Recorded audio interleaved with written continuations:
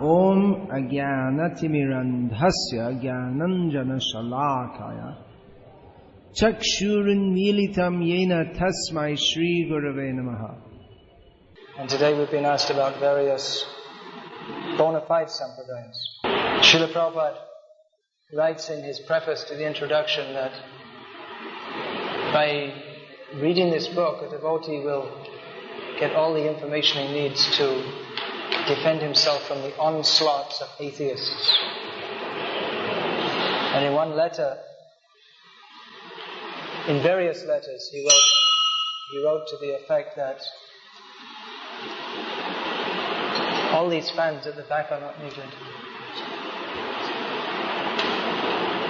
That simply by chanting and reading his books, you can get the answers to all questions. So we may wonder, how is that? Because there are so many different groups, and unless you study all their philosophies, how can you answer their questions?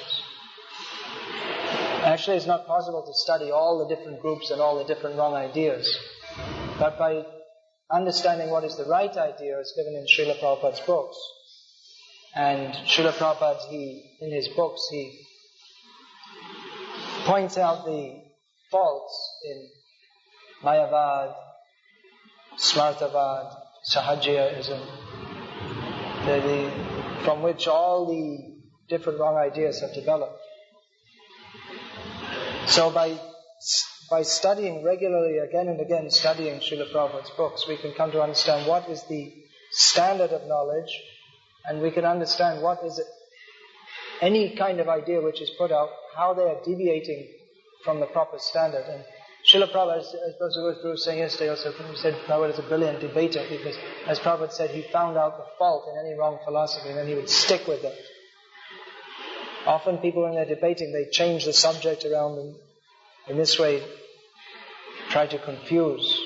But Prabhupada would stick to the point. If there's anything wrong in someone's philosophy, it's wrong. It may be right in so many ways, but if there's something wrong, then the whole thing is undermined by that. So basically all these so-called Sampradayas that were being discussed yesterday, or talked about, they're all basically atheistic and envious of Krishna. They deny Krishna's supremacy, or even sometimes they may give lip service to that. But they deny ultimately they deny the supremacy of Krishna. Even impersonalists, they may say, yes, Krishna is supreme, but so we are also supreme, or we can also become Krishna. And in this way they redefine the word supreme. What is the meaning of supreme? Supreme means above all, in all circumstances. So that's another thing Prabhupada would often, in his preaching, when people would say something, he would say, what is the definition of this word? What do you mean by supreme? What is it? You say God is supreme. What do you mean by God? You say so-and-so is God, so-and-so is an avatar. What is the meaning of this word? What is the meaning of God? You say so-and-so is God. What is the meaning of God? Often when I ask people this, then they don't know what they'll say. Usually I say to God, they'll say, well, the supreme. And then what does that mean? And they usually can't go very... Mostly people are very shallow. These followers of these bogus sampradayas are very shallow. So supreme, then you have to say that that means that by a tiny particle of his potency, he creates, maintains and destroys millions of universes. So is this person you're claiming to be God, is he really such a person? Actually, what the fight is, they don't actually have faith in the supreme person. They can't accommodate that in their brains. Otherwise, how could they claim some imitationist to be God? They don't know what it means to be God, and if they're confronted by what is the actual meaning of God, they can't accept. Another thing I often say is it's not so easy to understand God. Just by claiming someone as God doesn't mean that he is God. It's not such an easy thing. The yogis, they go through so many austerities for so many thousands of years just to have a glimpse of the tip of the toe of the lotus feet of Govinda. And you're saying that you're sitting at home drinking tea and coffee and watching television, and simply by getting some mantra that you understand God. It's not such an easy thing. The main thing is, if we are convinced and we study Prabhupada's books, then it doesn't matter what anyone says, you can't be defeated actually. That's it. You don't have to study all their philosophies. Now, as far as these there are 4 bona fide Sampradayas, which are present in the world today as Madhva Sampradaya, Sri Sampradaya, Ramanuja Sampradaya, Nimbarka Sampradaya, and Vallabh Sampradaya. We say Vishnu Swami Sampradaya, but actually it's represented in the world today as Vallabh Sampradaya. So they're all considered bona fide Sampradayas because they accept the supremacy of Vishnu, not superficially, as the Mayavadis do, but they accept Him as the supreme, absolute truth, beyond whom there is nothing, and Yatova Imani Bhutani, from Him everything comes, in Him everything rests, and everything ultimately goes in at the time of destruction of the universe. All the Acharyas of these Sampradayas have written commentaries on the Vedanta Sutra which refute the Kevaladvaitavad of Shankaracharya and establish Vishnu as supreme. Therefore they are all considered bona fide Sampradayas. They are devotees. They are devotees. Now among them there may be differences, and we have differences with them also. Some part of the Madhva Sampradaya, they say that Lakshmi is a jiva. So that's quite a big difference to what we say. What to speak that the Sri Sampradaya don't accept Sri Sampradaya, Madhva, they don't accept Krishna as the original form of God. They accept Vishnu, and then they accept Krishna as an avatar. So there are some big differences, but especially this question about Vishnu being the original form, this comes up quite often. But I always tell people that our business is not to fight with you. We're not going to argue with you. If you accept Vishnu as supreme, very nice. We're going all over the world preaching this, so that Vishnu is supreme. So if you accept it, very good. Now, if we study Srimad Bhagavatam, we will find Jiva Goswami has analyzed first of all, Jiva Goswami analyzes in his Sandarbhas. The first thing he establishes is that the topmost evidence of spiritual knowledge means Vedic scriptures. And among the Vedic scriptures, Srimad Bhagavatam is the topmost evidence. So, if there are apparently contradictory statements in the Shastra, that which is stated in Bhagavatam has to be accepted above others. Then apart from, so Bhagavatam establishes Krishna as the original form of Godhead. Now in the Vishnu Purana and other scriptures, it appears that Vishnu is the origin of Krishna. And even in Bhagavatam, in certain verses, it appears, in the very chapter, the 3rd chapter of Bhagavatam, where the Jiva Goswami says the most important verse upon which the whole Bhagavatam, the line upon which the whole Bhagavatam is based, Krishnastu Bhagavan Swayam. In that very chapter, it is described the incarnations of the Purusha avatar, and describes Krishna as one of the incarnations, Krishna and Balaram, 20th and 21st. But then after that, it's established that Krishna is the origin of all of them. This point is discussed in detail in the Chaitanya Charitamrita in the beginning, because the beginning of Chaitanya Charitamrita establishes the glories of Chaitanya Mahaprabhu by establishing him as non-different from Krishna. And who is Krishna? He's the original personality of Godhead. So see how great Lord Chaitanya is.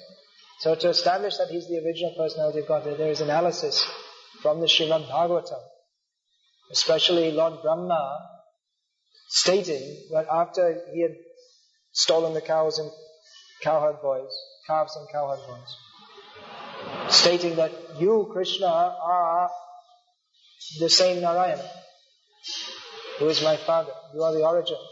Because Brahma thought that my father is Narayana, almighty opulent. And here's this cowherd boy, and he's supposed to be God? He didn't accept it. But then afterwards he saw that Krishna, from him millions of Narayan forms, Vishnu forms are emanating.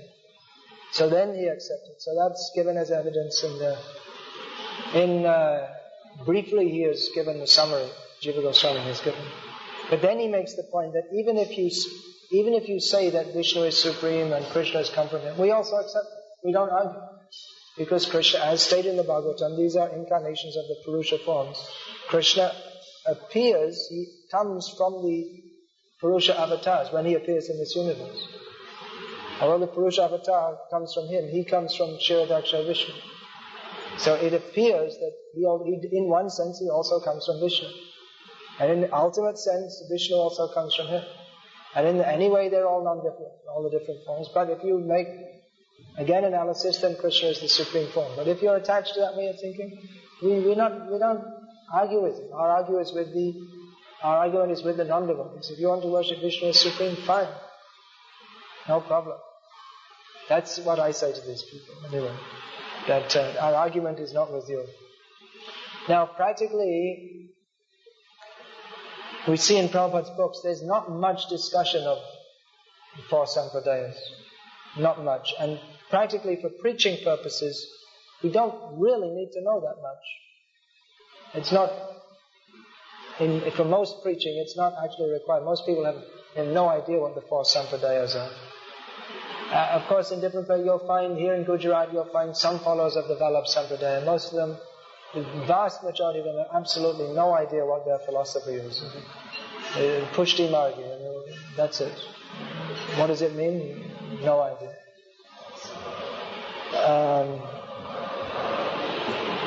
They have we're worshipping in love without rules and regulations, something idea there. Like Radha Mara. That's also there.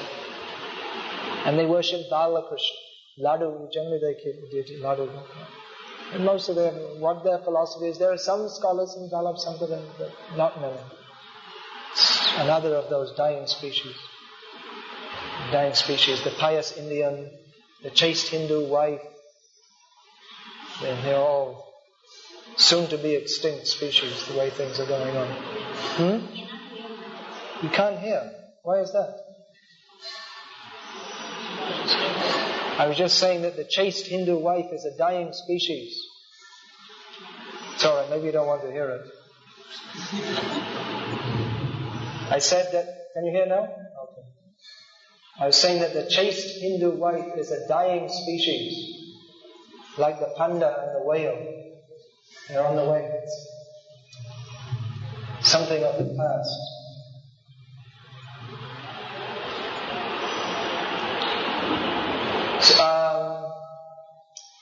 In South India, you'll find Madhva Sampradayas. In a few places, you'll find some scholars. But even then, for preaching purposes, obviously, just like if you're here in Gujarat, you'll get to find out something, and it's useful to know something for preaching about Swami, Narayan, Pandurang Shastri and all these things. But you don't need to go very deeply into that. So even in those places, there's not that much need, even if you're there's not that much need to go very, very deeply into their philosophy. Better to see if you want to argue, what's the use of arguing with them anyway? You're not going to defeat them. Even if you defeat them, they're not going to accept it anyway. And anyway, to speak with their scholars, you have to speak in Sanskrit. Otherwise, they don't.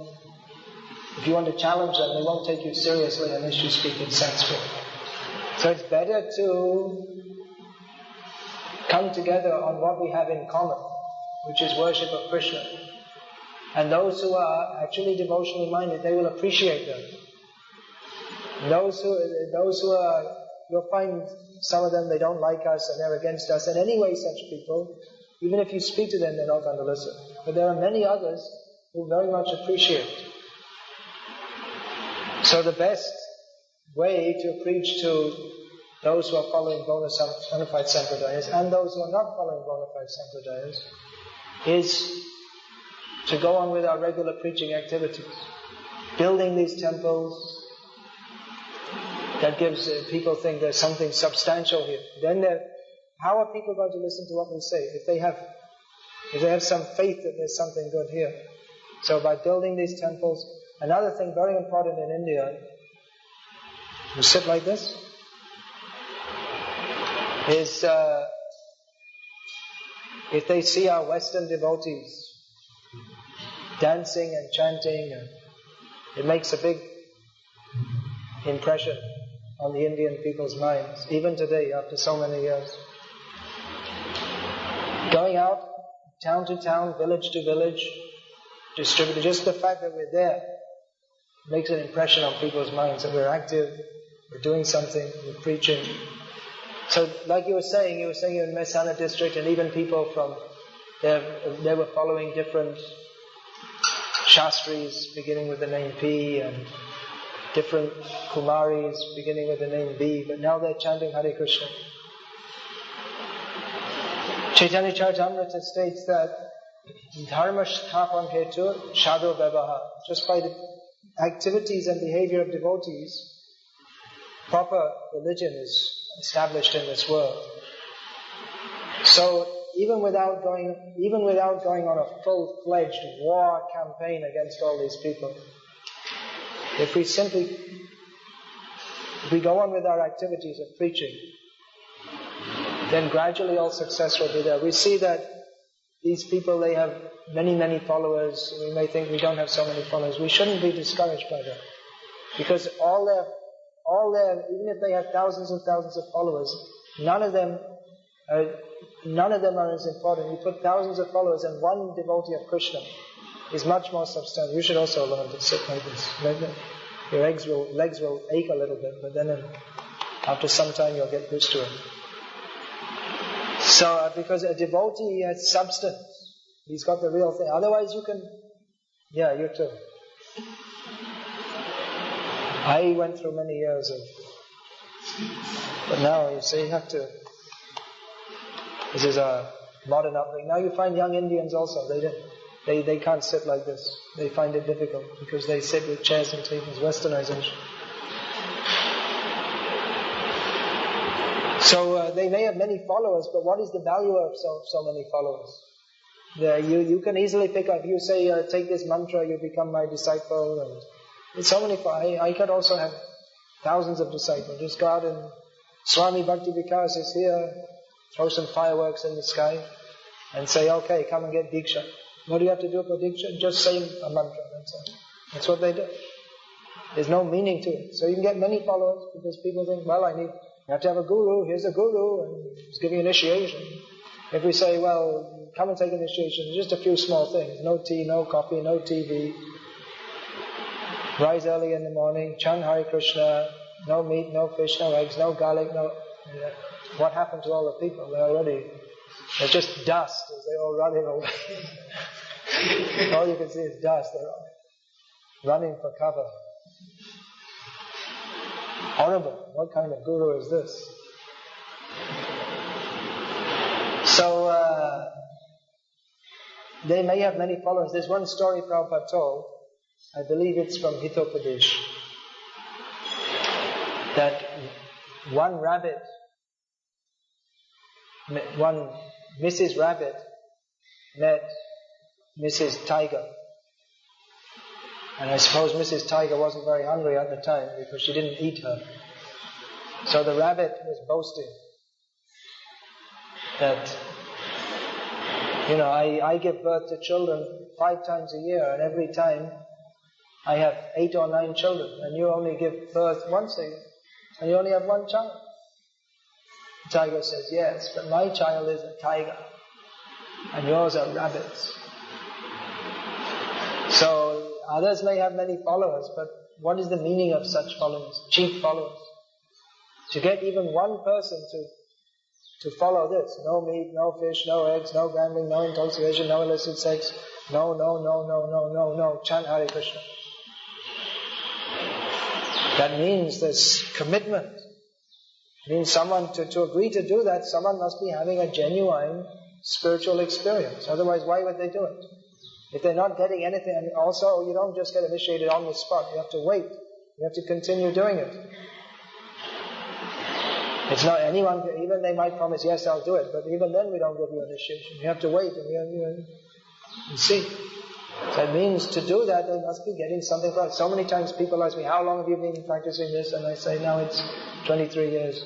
Are you happy? You say, well, if I'm not happy, why should I do it?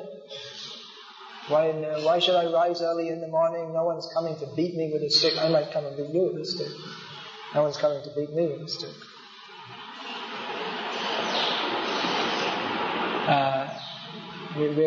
We're going on with this for so many years. If we didn't do it, if we didn't like it, why should we continue? Obviously, we're getting some. You see, it's people in the West, it's people in India crazy to go to the West. I can go and live like that. No one's stopping me doing that. I can go and live in England or wherever. But I'm choosing to follow this. Follow this way of life.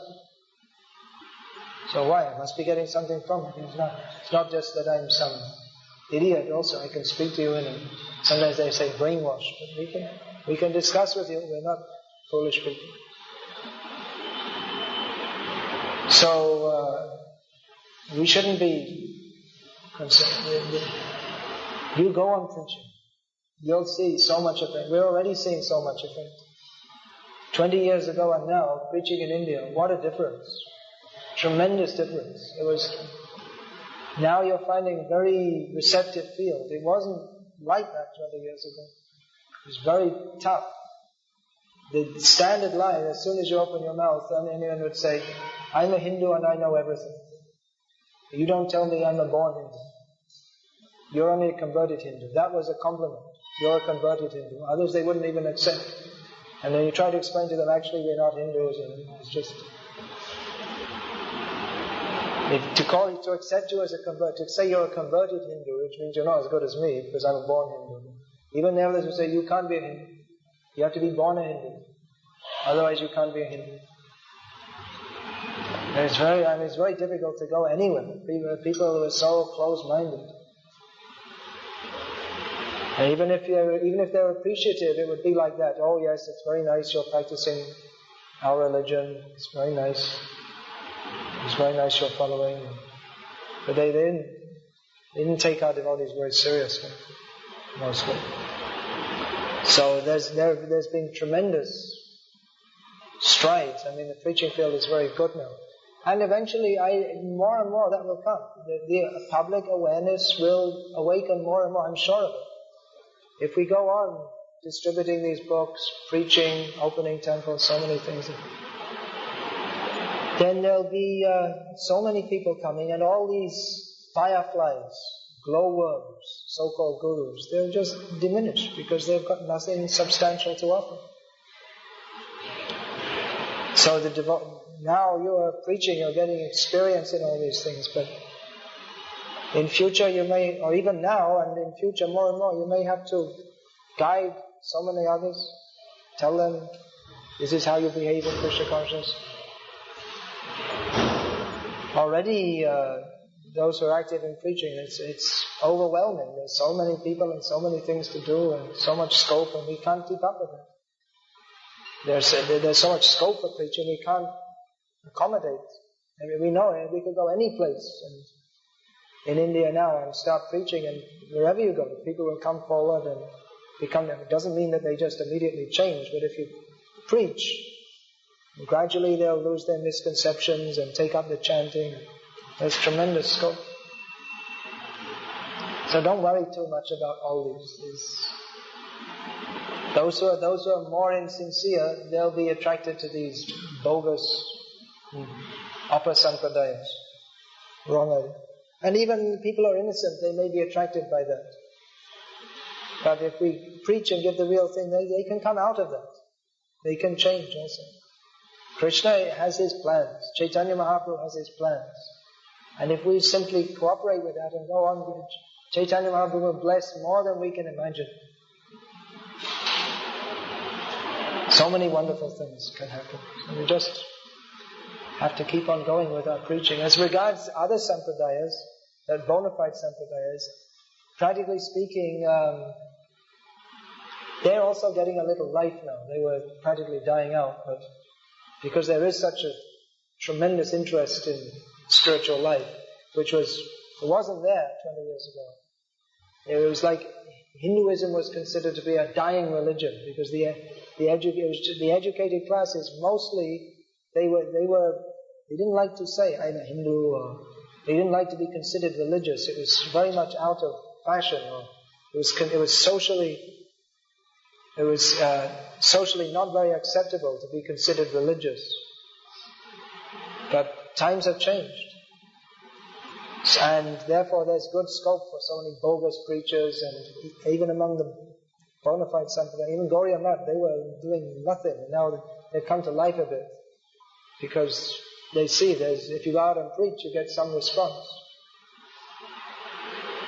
So, I mean, there were different groups doing different things, but it was, among the young, educated people at that time, I know I was going to the colleges, and it was difficult. It was the kind of response we were getting was not, the overall response was not very favorable at all.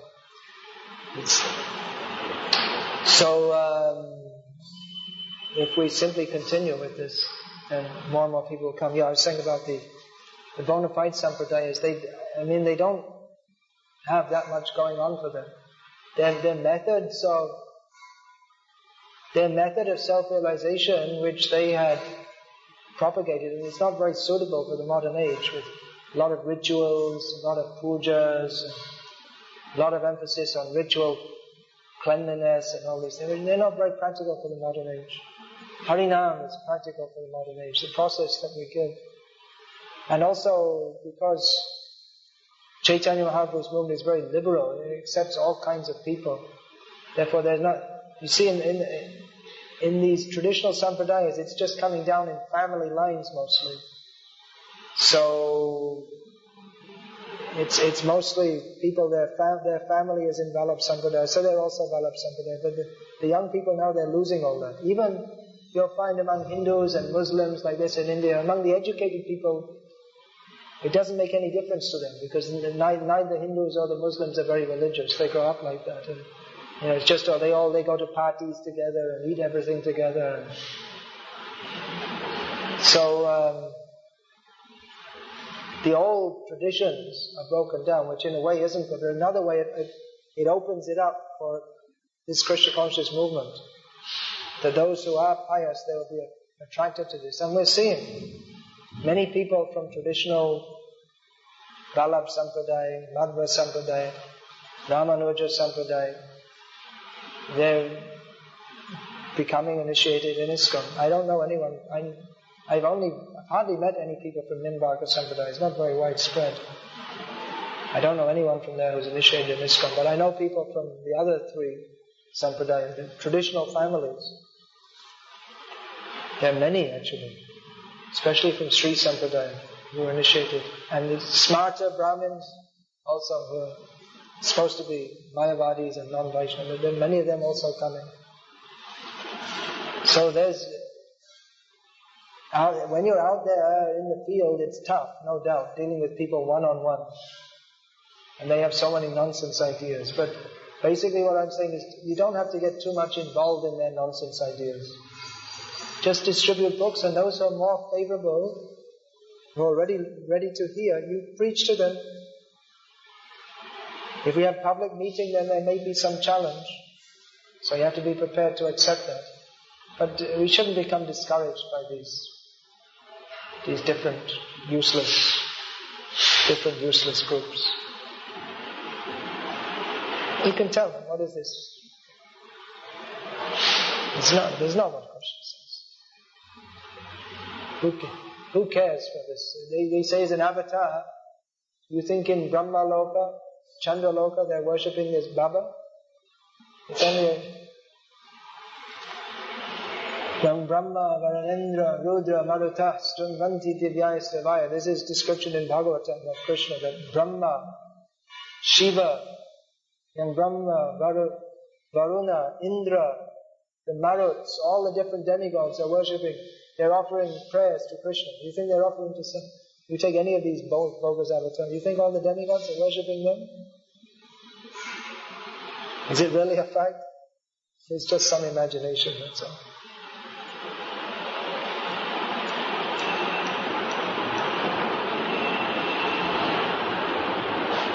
Major incidents in my life of preaching. Some question about my personal life. Major incidents means major incidents, minor incidents. It's going on. Just keep on. Major incidents means every day we're chanting, meet people, preaching to them, distributing books, writing books. I don't have any atomic bomb explosion incidents to relate that. I went to some place and I said chant Hare Krishna, and immediately 50,000 people came forward and surrendered their lives. Actually in Bangladesh there are some pretty amazing things. It's because the people are so pious in one way, at least they're attracted to Harinam. But I never knew anything like that, although people told me that after I left the place, that so many people started chanting Hare Krishna. I guess they were grateful that I left or something, because I didn't see when I was there. But I've been told that often we travel so many places and you don't see the result. You're asking for major incidents, but often it takes some time. Seeds that are sown take some time to sprout.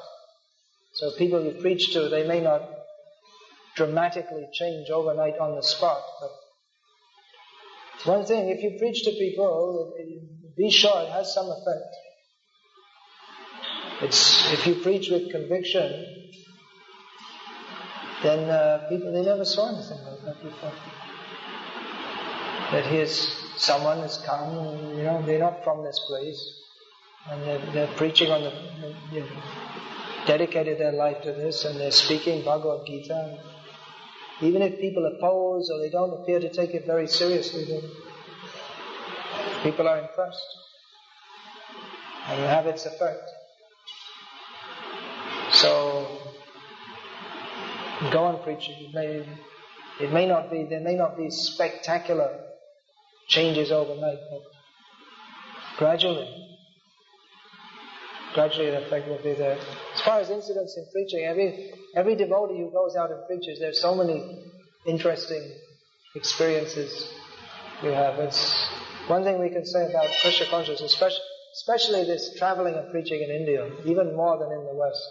Even in the West, there's so many experiences, but people in the West, they complain about the boring, stereotyped life, isn't it? This 9 to 5. In your country also, that life is so stereotyped. You just get up in the morning and you go to the office and you come back and it's so boring. For a preacher of Krishna consciousness, there's no question of boring. It might sometimes seem to be frustrating, it might seem to be austere, and there may be so many difficulties, but boring it isn't.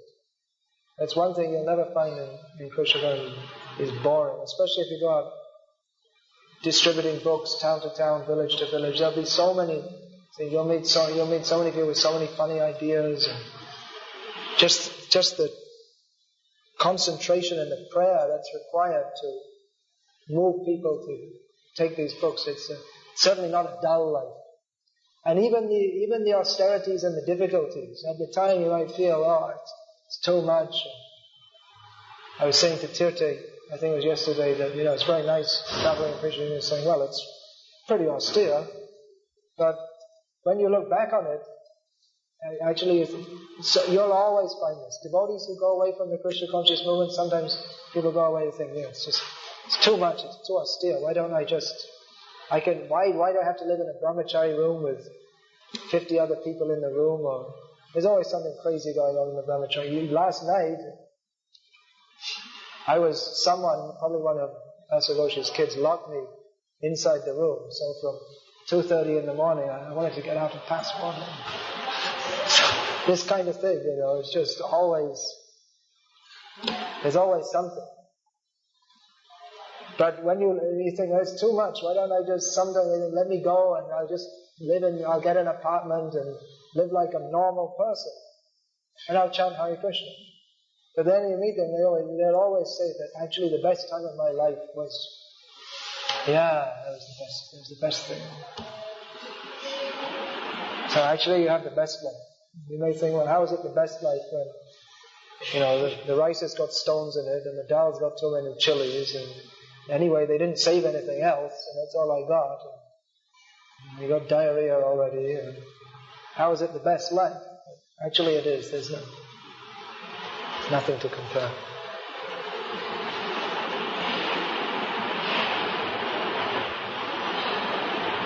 So, anything else? Maybe that's in it. You can all tell some of your preaching experiences. There's so many experiences.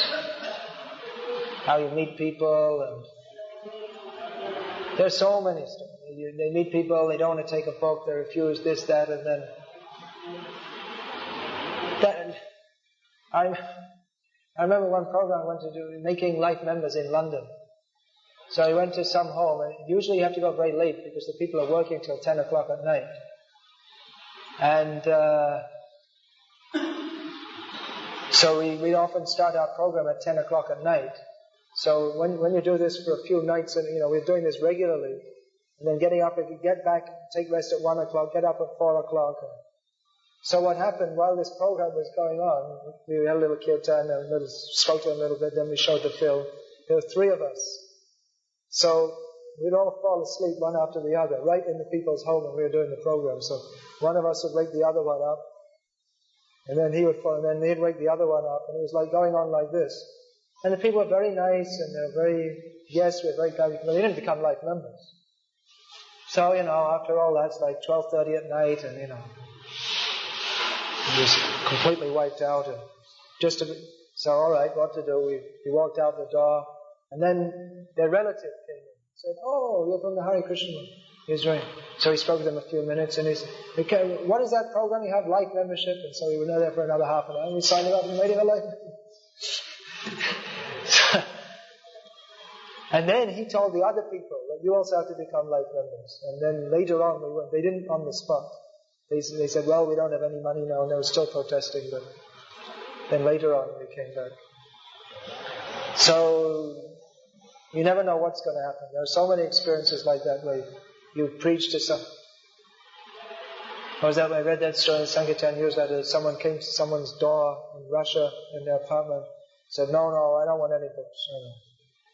I used to have so many books, and I threw them all out. They're all useless. I said, well, don't you want to look at them? No, I don't. I said, I only have one book left now. I said, well, what's that book? There must be some. If you only have one book and we throw all the others out, there must be some pretty good book. So we went in, there's all big bookshelves, all empty. There's only one book. Easy Journey to Other Planets by His Divine Grace. He said, well, actually all these books are by the same. Oh, really? Okay, give them all. After reading that book, the person realized that all the other books were useless. So there are so many stories like that. You must be having so many stories like that. Why don't you tell us? You can all come and tell us your stories. Let's have some transcendental entertainment.